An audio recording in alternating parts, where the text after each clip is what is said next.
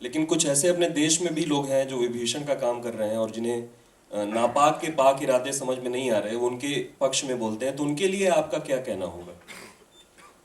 हाँ, हमें पता नहीं चलता ऐसा लोग क्यों करते हैं, क्योंकि हमने सारे धर्म पढ़ा है, हिंदू मुस्लिम सिख ईसाई, हमने सब धर्मों पे रिसर्च किया है। और हमारे धर्म कहते हैं कि जन्मभूमि से बड़ी चीज़ कोई नहीं होती, और माँ के कदमों में स्वर्ग जन्नत होता है, ये बोला गया। और धरती को भी माँ का दर्जा दिया गया है। तो जो लोग ऐसा बोलते हैं उनकी अपनी कोई सोच होगी, अपना कोई लाभ होगा, अपना कोई फायदा होगा। हमें नहीं लगता कि किसी को ऐसा कुछ गलत बोलना चाहिए, क्योंकि एक कहावत है राजस्थान में कही जाती है, जिसकी खाएं बाजरी और उसकी भरें हाजरी, कि हम जिसका अन्न खाते हैं कम से कम उसके लिए जय जय तो कर ही सकते हैं। अगर हम कुर्बानी और नहीं कर सकते तो हमें लगता है गलत नहीं करना चाहिए, गलत नहीं बोलना चाहिए अपने देश के बारे में। कि जब आप फिल्म कर रहे थे तब उसके साथ 100 से ज़्यादा आदमी काम करते हैं एक फिल्म बनाने के लिए। एक आदमी की मेहनत नहीं होती है, उसके साथ 100 जनों लोगों की मेहनत होती है। तो हाल ही में एक फिल्म आ रही है, ये दिल है मुश्किल, जो करण जौहर की फिल्म है, उसे 4 राज्यों में बैन कर दी गई है, इस तरह का आया है जो खबर। क्या आपको लगता है ये सही है कि क्यों बैन की गई? एक पाकिस्तान एक्टर है उस पर, तो आपको लगता है एक स्टार के लिए पूरी फिल्म को बैन कर देना चाहिए? क्योंकि उसके अंदर 100 जन काम कर रहे हैं उस फिल्म के अंदर और वो सब भारतीय है। तो आप क्या सोचते हैं, एक बाबा है और आपका क्या मैसेज है इस पर आपका? हम ये तो नहीं चाहेंगे कि कोई बेरोजगार हो जाए, पर साथ में हम ये भी नहीं चाहेंगे कि कोई वो उस देश का इंसान आके हमारे पे हीरो बन के राज करे, जो हमेशा आतंकवाद भेजता रहता है। हमारे हीरो की कमी नहीं है,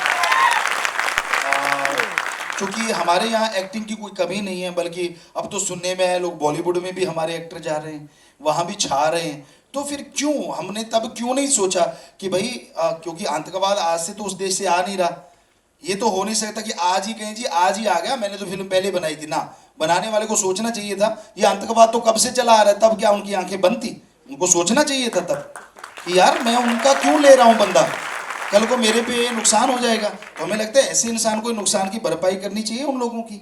बाकी तो भाई आप लोग जानो क्या समीक्षा करते हो। देश सबसे पहले है, उन्होंने अपनी कंट्री में जाके कहा कि हमें नेशन फर्स्ट है, तो बाद में अपना जो है हमें कुछ कमेंट करना है। तो आप धर्मगुरु भी हैं और आप एक्टर भी हैं, आप जरूर हमारे बड़े बड़े एक्टरों को कहें थ्रू मैसेज कि भाई आप लोग ऐसा कोई कमेंट नहीं करते हैं, ये बहुत बुरा लगता है, हम जैसे लोगों को तो बुरा लगता है। तो हम हमारी आपसे रिक्वेस्ट है कि आप उनके लिए एक ऐसा मैसेज दें, भाई आप एक्टर भी हो और आप इस देश के बड़े बड़े एक्टर हो, आप पैसे कमाते हो, मगर अंदर इंटरनली आप कभी भी ऐसा नहीं, देश के लिए कोई आपकी किसी की स्टेटमेंट नहीं आई है, ऐसा निवेदन। जी जी, चाहे कोई बड़ा एक्टर हो, चाहे कितना महान एक्टर हो, पर देश से बड़ा कोई नहीं होता। जिस देश की माटी में लोग खेल के बड़े होते हैं उसको लात नहीं मारी जाती।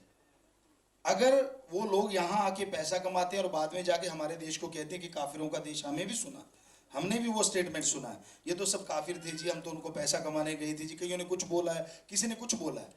तो कम से कम उसके बाद तो उनको स्टेटमेंट देनी चाहिए जो कि भाई हमें तो पता ही नहीं था ये लोग ऐसे हैं, कम से कम ऐसा तो जरूर बोलना चाहिए था। और हमें लगता है कि उनको ये जरूर कहना चाहिए, क्योंकि उनको लोग बहुत मानते हैं एज ए आइकॉन, यूथ के आइकॉन है वो। अगर वो यूथ को ये संदेश दें जो हमने बहुत बार दिया है, हम आपको गा के बता देते वो दो लाइनें, जिएंगे मरेंगे मर मिटेंगे देश के लिए, जिएंगे मरेंगे मर मिटेंगे देश के लिए, बूंद बूंद खून की अमरी देश के लिए, जिएंगे मरेंगे मर मिटेंगे देश के लिए।